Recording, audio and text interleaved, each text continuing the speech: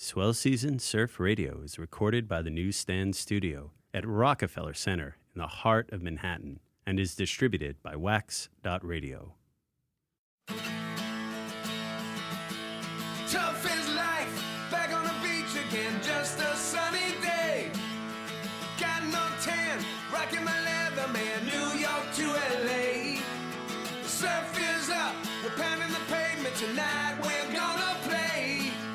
Ooh, give me Rockaway.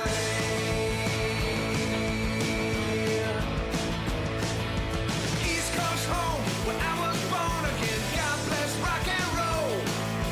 Chewing some gum, bounce up and down with that little bit of soul. Feel fine, dressed to the nines and my hair all set to spray. Ooh, give me Rockaway.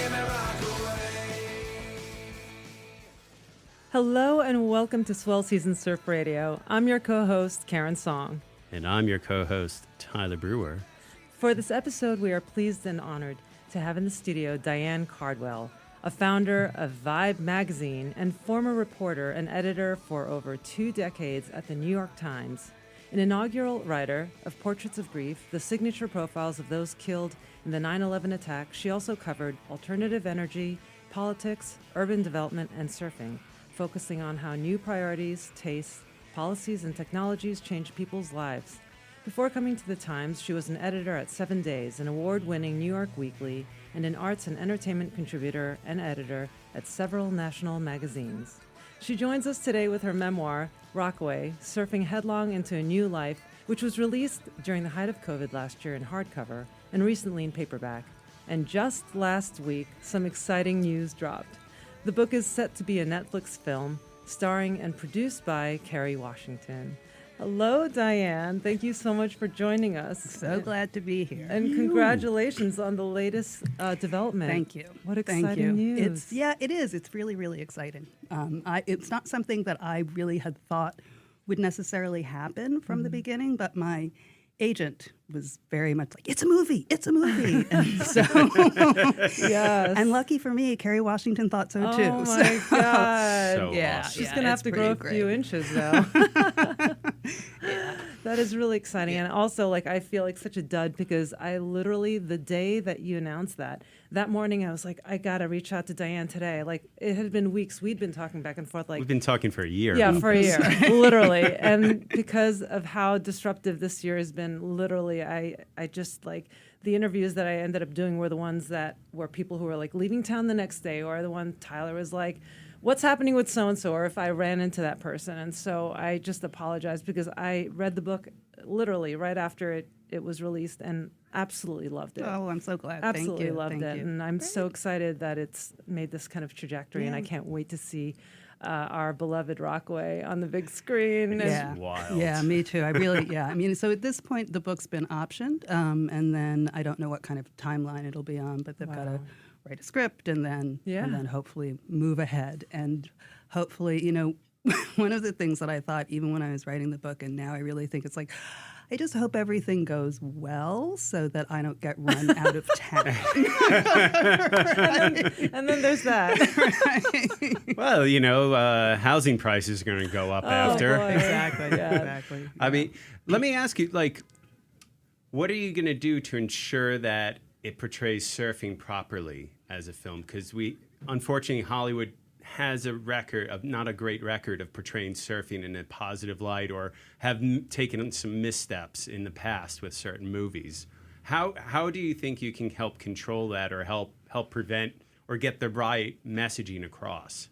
Well, I think part of it is I will have an executive producer role. That doesn't give me a tremendous amount of, up-down authority, but it does allow me to be part of the process. And, my role essentially will be to support Nichelle, the writer, in what she needs so that they can get it right? Yeah. So that they can show what surfing really is, and in all of its great and not so great elements, right? I mean, part of the thing about this book, I kept thinking, I could have just part of the thing about this book, I could have just subtitled it, Adventures of a Lousy Surfer.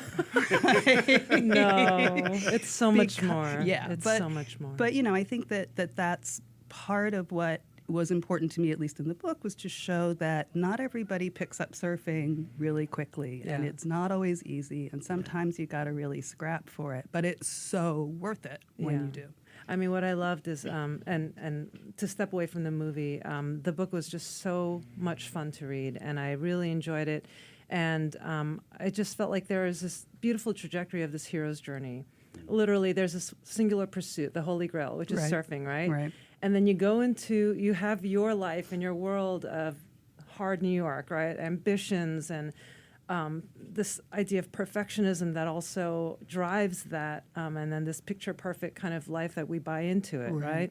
And then here you are in the upside down world, and literally the elements are watery. It's literally the upside down world. It's everything that your previous life wasn't. And I'm referring to the book. The kind of trajectory is that it's kind of like a midlife situation. You are like recently divorced, right? There are, as women, we have these point markers in our life that whether we want it or not, it just encroaches on how it defines us in terms of like childbearing, right? Right. And the time of that. And so there are all these expectations and things that you feel like you need to be happy or that defines you.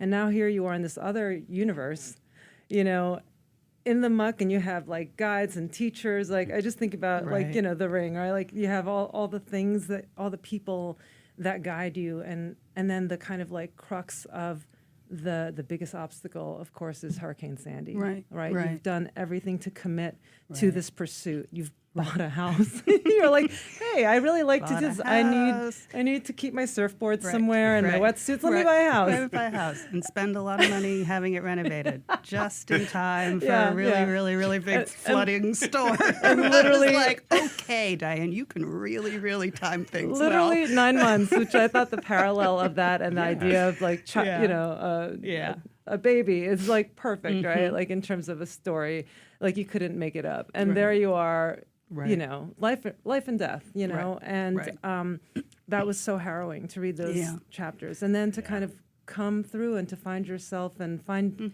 community and like you're back in your world, but it's actually the world that you brought with you from the underworld or the opposite world. It's interesting because you had like this vision of your life and how it should be at the beginning of the book, and how also like. There's like a certain impatience there. And then also with your surfing, there's this impatience.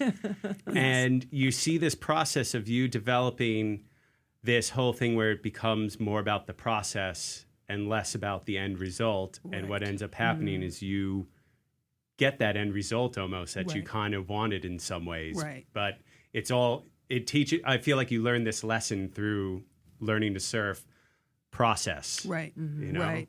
Well, it's funny. So my boyfriend Todd is an athlete, has been an athlete his whole life, and he always, whenever I would get like frustrated or upset with, I was working on something and the words weren't coming, and he was just like, just focus on the fundamentals. And the rest will come. Absolutely. And it's a little bit of it's a little bit like that for me with surfing, but also life, right? You can't, I think that as New Yorkers, we get very, ambitious and we get very focused on what we're going to get in the end. What am I going to get out of this effort that I'm putting in? And with me, with surfing, I was not getting the result that I thought I should be getting. I would watch people surf and think like, wait, why can't I do that? She makes it look so easy, right? But once I stopped being so kind of achievement oriented, it was I was like, oh, wait a minute, I get to sit in this water, this incredible, aquatic wilderness, and watch dolphins and cormorants, and just be in a completely different way than I can be anyplace else. And so that was a really, really important lesson for me. Effortless effort. Yeah, that's a nice way of putting it. I like that. Taoism, it's really surfing. The more you try.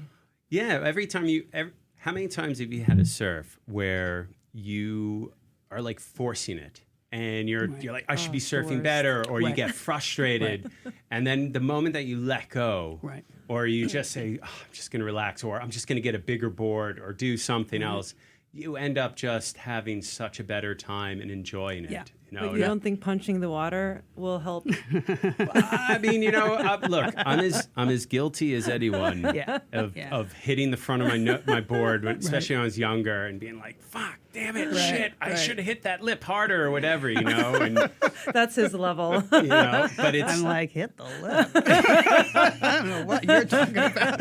that's for the sequel to this book. But it is like this. Surfing teaches you these lessons. You know, it's really, and I think you insert those lessons really nicely into this book. Thank you. You know, with it, and it's not very preachy, those lessons either. It's just you read it and you're like, oh yeah, you kind of just see through that process, which I really enjoyed. Well, thank you. Yeah, I mean, that was something that was important to me. I wanted to try to make it feel, you know, like a story, you know, right? Because I felt like I had a good story to tell with a beginning, a middle, and an end. But I did want to kind of bring the reader along to these revelations that I got to have, right? So there's a moment when one of my friends said, who I was just meeting at that time, Bridget, she says, you know, do what you love and you will attract the right people into your life. And I can remember she was so intense with it. And I just stuck with me. Right. And that's exactly what ended up happening. Wait, this is Bridget Body Surfer? Yeah. Bridget, yeah, of course. Everything is intense. Yeah. That was also fun just to see all our local like people, best. like Davina. You got her Brandon. inflections really well. But I listened to the book, so Diane, you read. Thank you. You read for the audiobook too, which was wonderful. Yeah. And you really got Davina's like inflections well. Thank you. Like good. Right. Good. Yeah. Like it's so good, dead on the money. Well, she has such a powerful voice, right? It's very distinctive. But the audiobook, that was an interesting experience. Do tell. Because obviously during COVID, right, we couldn't go into a studio. So I had to kind of create a studio in my bedroom. Because I felt that would be the quietest room. Literally, I had like my desk sitting in the closet, kind of up against the closet, and then I created a padded room. I had pillows and quilts and towels taped to the walls. This is the glamorous world of publishing. Yes, exactly. I had a big ladder behind me with a kind of curtain, so I made this. I mean, I felt like a crazy person, and I looked like a crazy person. Joe, does this make sense? Does this sound like it's going to work? I've heard this so many times, though, where people go into their closets or whatnot, and like just to get that quiet quality, you know, that really high quality. I've done that for sure. And this podcast. And you have to be Shaka's length. Shaka distance from the mic, and so it was. But I'm very glad I did it. We obviously had to stop a lot because, right, we're right near JFK. You get the planes overhead. Oh my gosh, yes, holy. And I would always hear them before they would. And so I'd be like, okay, I think there's a plane coming there. And, you know, it's like I'm talking to, you know, it's just somebody, I've got a computer running things. It's just. Oh, my God. And I was like, did I hallucinate that was a plane? It's like, no, that's a plane. And then really someone shouting out your door, the waves are good. Dogs barking. So what I love about this book and this time, I think, is also how it chronicles this bigger trajectory of what's happening out in every lineup in the world, almost, I would say, is that this huge influx of women in the sport. Yeah.